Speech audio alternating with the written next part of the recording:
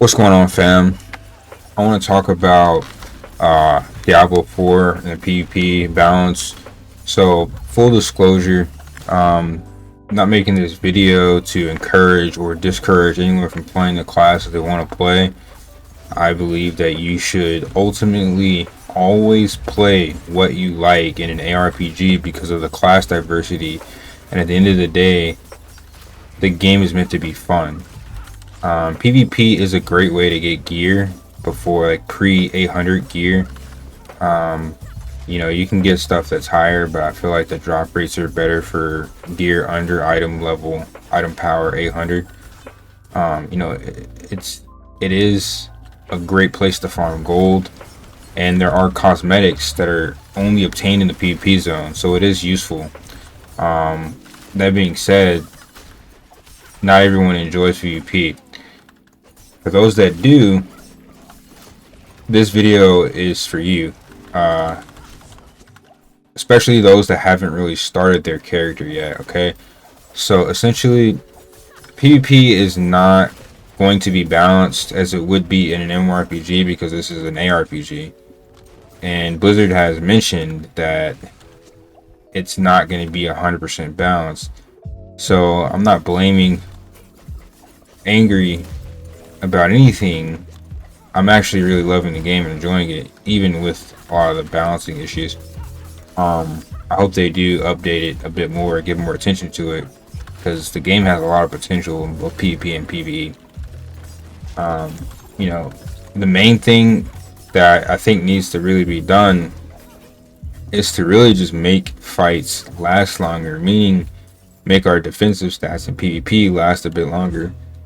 There is a specific PvP damage reduction stat in the game, and I'm just not sure like how actually useful that stat is, because certain classes seem to bypass it, certain classes or certain skills seem to bypass it more than others, especially like damage over time, considering the Field of Hatred PvP stats change and boost damage over time a lot more than other damage, such as like physical damage or regular damage, right?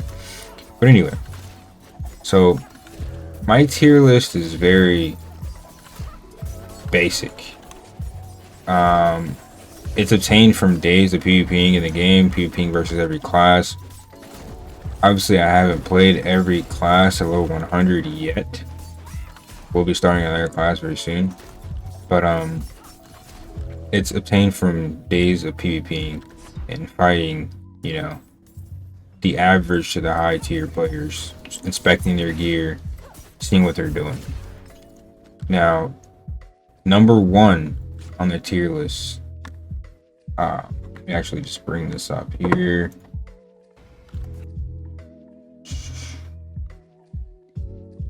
Let's bring this up here. Alright, so S tier, I'm just going to go over the tiers really quickly, and then I'm going to explain the builds in which correlate to these positions that they hold on the list. So in S tier, we have Barbarian. In A tier, we have Druid. In B tier, we have Sorcerer and Rogue. And in D tier, we have Necromancer.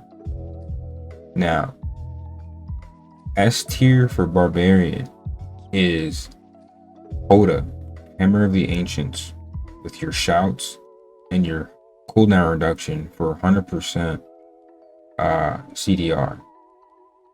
Well, 100% uptime on your unstoppable buff is what I should say. That build is absolutely insane. You can one-shot most targets. You have decent mobility, not good enough to catch like maybe a rogue short, but when you do catch someone, they are absolutely out of there. No one can fight a Hammer of the Ancients Barbarian that's spec'd right, not even a Druid. That being said, Druid destroys every other class, and it will also destroy a Hoda that doesn't know what they're doing if that Druid's stacking their fortify nearby mobs. Now, Druid has two builds that are both great. For pulverized bear build, which can one-shot you off screen, and their werewolf build with tornadoes and AoE. The tornadoes and AoE doesn't have as much single target damage as pulverized because it's not stacking overpowered, but for most targets that aren't barbarian, you can AoE the entire map, get your fortified stacks, continue farming while also farming players at the same time. Whatever build you go between those two, Druid's going to be A tier. That's the difference between that and Barbarian. Barbarian with Whirlwind, I believe it's closer to B tier. It's not great. Whirlwind Barbarian is not great. If you add the pull to the Barbarian and Whirlwind, it's a little decent, it's a little better, but it's still very easy to escape. You can't really burst anyone who knows what they're doing. Even if you add some poison into that, it's just very predictable. Hammer of the Ancients is great. Whirlwind Barbarian is not great for PvP. Now Rogue and Sorc are on B tier. Sorc, a really good Sorc honestly could move up to A tier. But I see a lot of very I don't want to call people bad because the game just came out, but if you're just pressing one ability and you think you're gonna win, they just freeze, try and CC, like land the CC freeze, the Frost Nova, and then spam ice shards, literally standing still. And if it doesn't work, they pop a shield and they run. It's just very bad for people that actually know how to utilize their unstoppable CC breaks.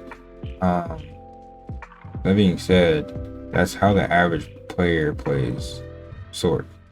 I've seen flame wall Sorcs stand in your face with their shields, with their DPS, and absolutely destroy. Flame wall Sorcs be A tier, but the way that most people play Sorc is generically B tier. Rogue, no matter how it's played, once it's fighting an opponent that knows what the rogue can do, if the rogue can't like two-shot you, the rogue is kind of useless. That being said, like poison imbuement is very good, but good PvP players are slotting poison resistance for this reason. If I can't kill you with poison imbuement or catch you in a death trap poison trap combo and then also with poison imbuement, I'm dead. And the problem with that is I have to sacrifice certain skills just to get the maximum amount of damage, meaning I'm going to lose mobility, which is rogue strong suit. So there's a lot of sacrifice that has to come with a rogue to be decent in PvP. And it's like I said, if you can't like one-shot someone, and they because every class has unstoppable other than rogue. Like every class has insane unstoppable. What we have on rogue is Shadow Clone, which is very low uptime, whereas class like Barbarian is S tier because it has 100% uptime on its unstoppable. Rogue has a couple seconds, and Shadow Clone is not even that great unless you're stacking imbuement and you plan to double imbue an opponent. Yeah, Rogue is definitely fun. It's like I don't regret rolling the class at all. It's definitely fun, but it has an extreme disadvantage. Necro is not a PvP class. There's one good build that I've seen on Necro, and it has to do with your Bone Storm ultimate. You're stacking your CC abusing, I should say, your immunity. Like if you can abuse the immunity from the class, then it can be decent. You can catch someone in a CC combo, but you can't use your summons. I mean, Necros can't really use their summons even in PvE. And Bone Spear is pretty much your main source of damage. So it's a very like one-trick pony build. And then you have Blood Mist for your, like I said, for your immunity. It's a very standard build. It's very predictable.